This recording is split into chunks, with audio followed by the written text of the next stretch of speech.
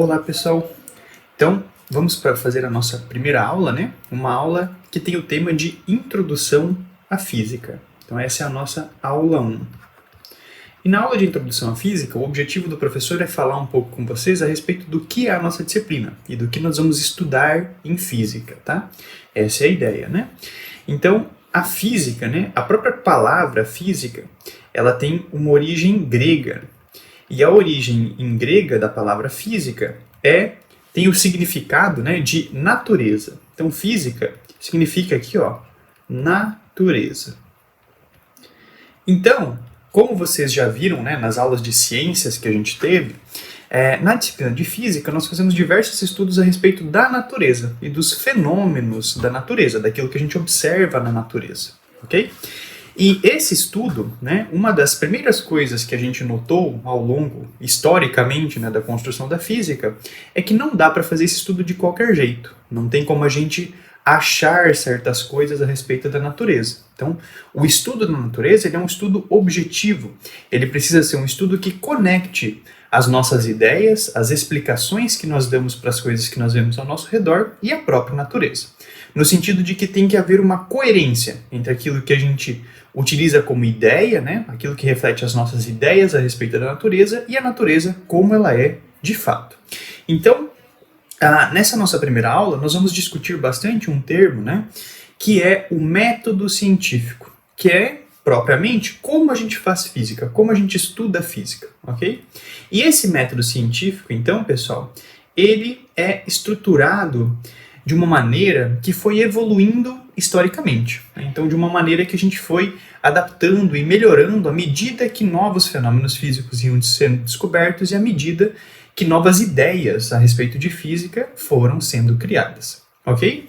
Um dos primeiros trabalhos a respeito de física que a gente consegue remontar na história, né, foi o trabalho de um filósofo, na verdade, né, o filósofo Aristóteles. E o Aristóteles, ele fez um estudo, né, a respeito da natureza, bastante voltado para um lado mais filosófico, né? E quando o professor utiliza o termo filosófico, eu quero dizer que o Aristóteles estava muito mais interessado em uma explicação através das ideias, né? Então uma explicação ideal que ele formula a partir de uma imaginação a respeito da natureza, do que de uma observação mais empírica, de um contato maior com a natureza, ok? Como que a gente pode ver isso no trabalho do Aristóteles, né? Então, uma das primeiras coisas que o Aristóteles fez para a física foi criar uma descrição do movimento. Então, olha só, uma coisa interessante para a gente pensar aqui, né? É como o Aristóteles via o movimento. Vamos pensar no movimento, por exemplo, de uma pedrinha, né? Então, vem o Aristóteles aqui, ó, pega essa pedra e joga ela longe, né? Já arremessa a pedrinha. Então, enquanto a pedra está no ar, hoje a gente sabe que não existe nada empurrando a pedra. Ela tem um movimento que a gente chama de queda livre, né? Um movimento livre, né? Mas na época, o Aristóteles forneceu uma explicação, né? O conjunto de ideias que ele formulou, né? Que foi a teoria das 4 causas, exigia que no movimento da pedra sempre houvesse uma causa. Então, a ideia do Aristóteles é que sempre que há movimento, se existe movimento, então existe também uma causa atuando para gerar esse movimento, né? Então existe uma causa atuante. Então esta era a ideia que o Aristóteles formulou para explicar, entre outras coisas, o movimento, né? Então ele dizia que quando acontece o arremesso de uma pedra, por exemplo, quem causa o movimento da pedra é o ar ao redor dela e a dinâmica do ar ao redor dela. Aí assim com qualquer outra coisa. Quando eu empurro uma cadeira, é a força, né, o empurrão que eu faço que causa o movimento da cadeira. De modo que, nas ideias que o Aristóteles formulou, sempre que havia um movimento, havia também uma causa atuante para esse movimento. Mas aí olha só que interessante, né? Passado muito tempo, na verdade, né? Um outro cientista, que vocês também já conheceram nas nossas aulas de ciências, né? O Galileu, ele formulou algumas ideias um pouco diferentes. Fez alguns experimentos, observou alguns fenômenos um pouco diferentes do Aristóteles. Um desses fenômenos, né, um exemplo desses fenômenos, é o que a gente chama do movimento de esferas em rampas. Então olha só o que o Galileu fez. Ele veio aqui e montou algumas rampinhas, ó. Então, essas rampas, ele fazia rampas aqui, ó, que tinham comprimentos diferentes, né, mas que tivessem aí a mesma altura. Então, por exemplo, vou fazer uma rampa bem mais comprida aqui, ó, mas que tem a mesma altura da primeira, né? E aí o que eu faço? Eu deixo essa bolinha rolar por aqui, ó. Então ela rola, vem nessa superfície reta e começa a subir. Quando o Galileu fez esse experimento, o que ele observou, o padrão que ele observou, é que essa esfera sempre atingia a mesma altura aqui, ó. Então não importa qual fosse o tamanho desta segunda rampa aqui, né? Vamos chamar de rampa 1 e rampa 2. Não importava qual fosse o tamanho da rampa 2, a bolinha sempre subia até atingir a mesma altura. Então ele poderia vir aqui, por exemplo, ó, e trocar essa rampa por uma rampa bem maior aqui, bem mais comprida, ok? E mesmo assim, o que ele iria observar é que ela iria atingir a mesma altura. Então, o professor vai colocar uma rampa aqui, ó, que é bem mais comprida e tem a mesma altura, né? Então, o que vai acontecer com a bolinha nesse caso, ó? Ela vai atingir a mesma altura, mas vai, consequentemente, ó, percorrer uma distância maior. Então, vamos fazer essa distância em azul, né? Antes a bolinha percorria uma distância pequena, e agora ela percorre aqui uma distância bem grande sobre a superfície da rampa, né? Então, o que está acontecendo nesse cenário aqui, ó? Nós estamos observando duas ideias diferentes associadas ao mesmo fenômeno. Que fenômeno é esse? O movimento. Então, no primeiro caso, o Aristóteles dizia que se existe um movimento, existe sempre uma causa atuante nesse movimento. Mas olha só o que o Galileu descobriu. Ele descobriu que se eu aumentasse sempre o comprimento dessa rampa, né, para aumentar o comprimento eu tenho que diminuir a cada espacinho aqui, né, a cada divisão que eu faço na rampa, a altura que ela tem. De modo que se eu fizesse uma rampa que fosse muito comprida, vamos pensar numa rampa infinitamente comprida, ela teria que ter altura zero, né? Se ela tem um comprimento infinito, a altura dela ia ser zero. Então, eu vou substituir aqui, ó, por uma coisa parecida, né, que tenta expressar essa ideia. Então, o professor vai fazer aqui, ó, uma rampa que é infinita, que tem um comprimento muito longo aqui, ó, mas que a altura dela aumenta só um pouquinho, né? Porque eu tenho que ir até o infinito para ela subir aquela altura da rampa 1, né?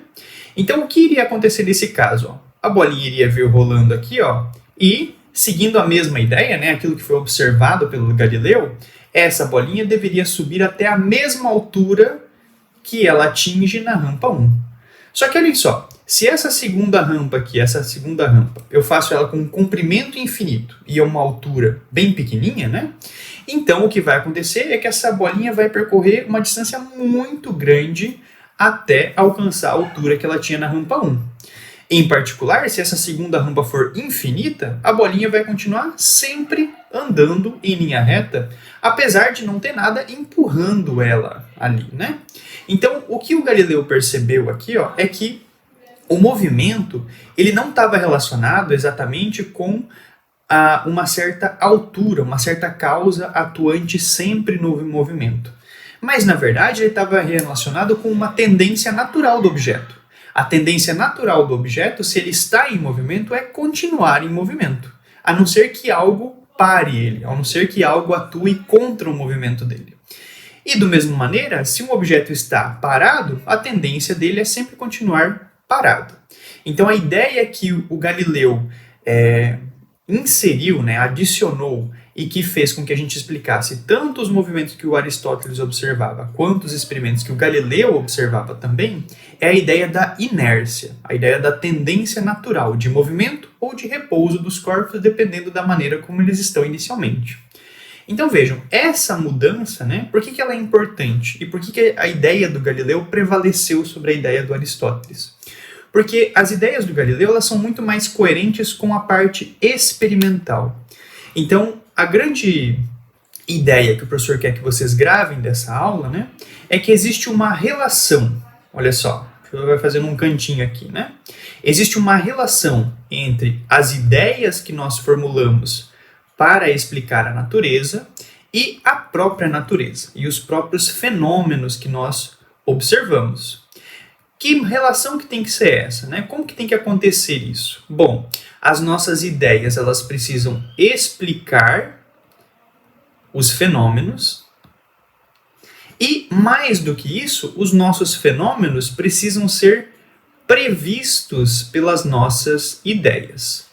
Ou seja, as nossas ideias, elas têm que ser capazes de dar uma descrição, uma explicação para aquilo que a gente está observando na natureza.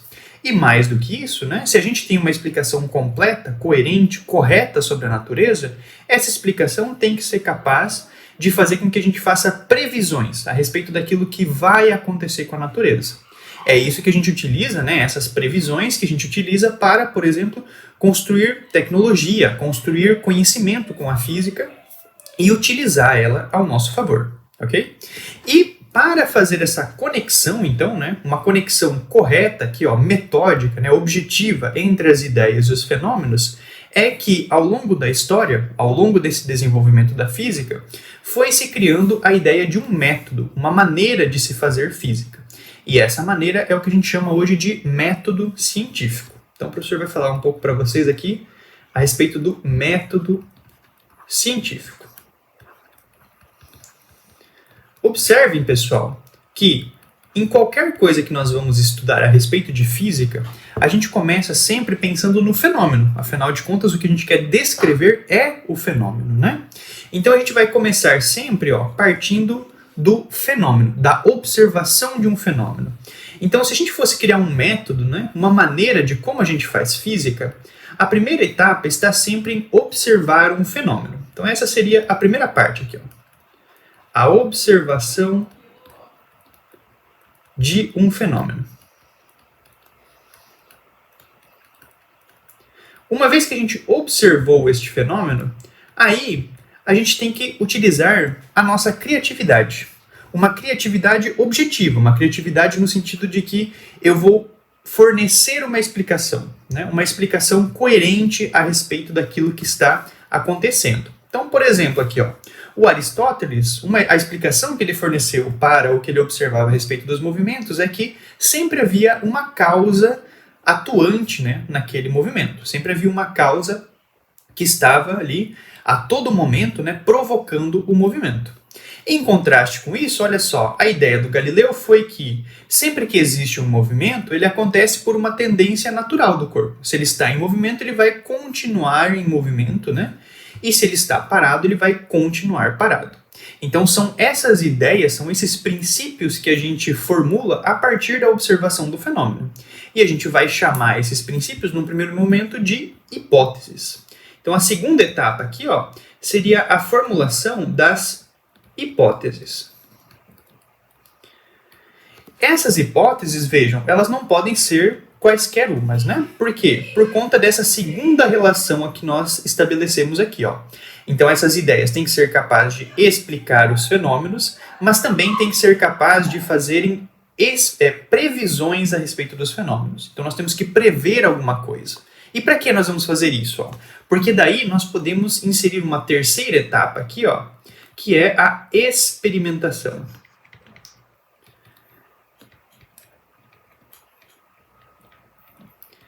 Então, como eu faço isso? Por exemplo, a ideia da inércia, né, do Galileu, ela nos diz que, por conta da tendência natural dos corpos, sempre que eu tiver, né, um corpo que está em movimento, aqui, ó, nessa parte horizontal, ele vai continuar em movimento até atingir aquela altura que ele tinha inicialmente. Então ele vai continuar com essa tendência natural dele, né?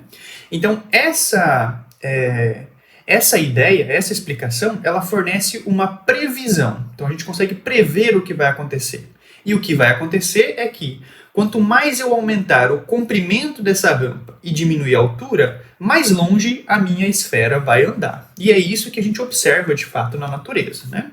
Então, a hipótese que a gente formula, ela tem que ser capaz de gerar uma previsão para que a gente faça um experimento e confirme ou refute a nossa hipótese. Então, essa previsão serve como um calibre para a nossa explicação, para a nossa teoria, né? E aí, daqui vão surgir, ó, duas possíveis situações. Ou acontece a confirmação do nosso experimento, né, da nossa previsão, Então, ou a gente confirma que a nossa explicação faz sentido, né? Ela é capaz de explicar e prever efeitos no nosso fenômeno, naquilo que a gente observa, ou então acontece a refutação da nossa ideia. Por exemplo, uma refutação a essa ideia de movimento do Aristóteles seria deixar um objeto cair no vácuo. Por quê? No vácuo não existe o ar e, portanto, não existe o ar para ser aquela causa atuante dos movimentos, né? Então seria uma forma aí de refutar aqueles experimentos que aquela ideia de movimento que o Aristóteles observava, né? Então nós temos dois possíveis caminhos aí a partir da experimentação. Ou a gente confirma a ideia, a hipótese que a gente tinha, ou a gente refuta ela.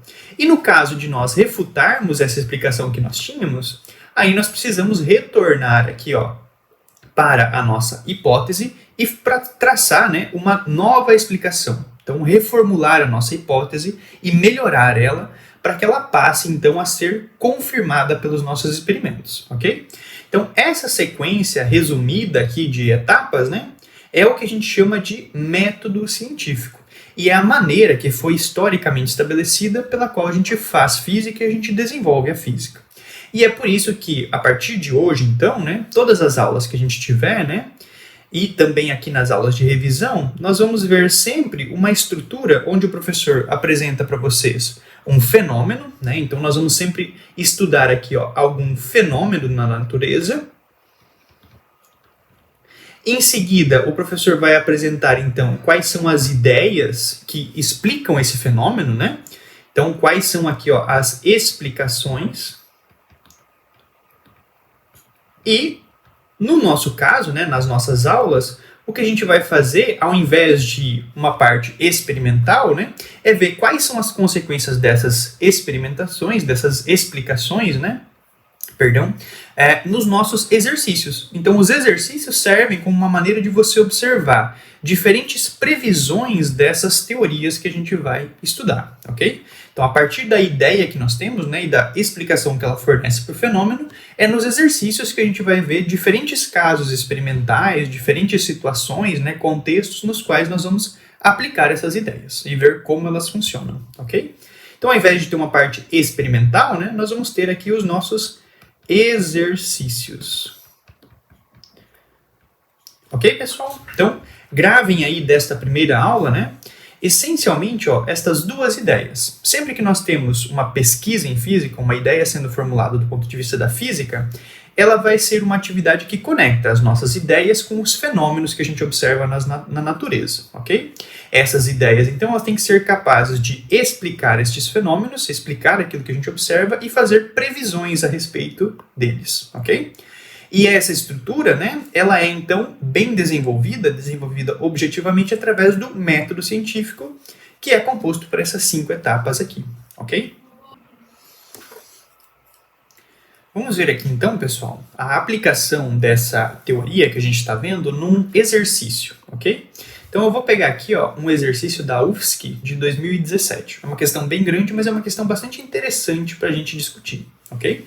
Então ela diz o seguinte, ó, um físico atuante em um renomado laboratório nacional resolveu dedicar-se exclusivamente a certa pesquisa experimental sobre a qual não havia nenhum conhecimento teórico anterior. Então um fenômeno novo que ele vai observar, né?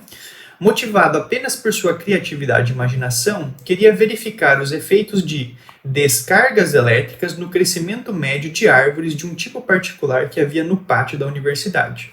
Então vejam, aqui surge o fenômeno que esse cientista quer estudar.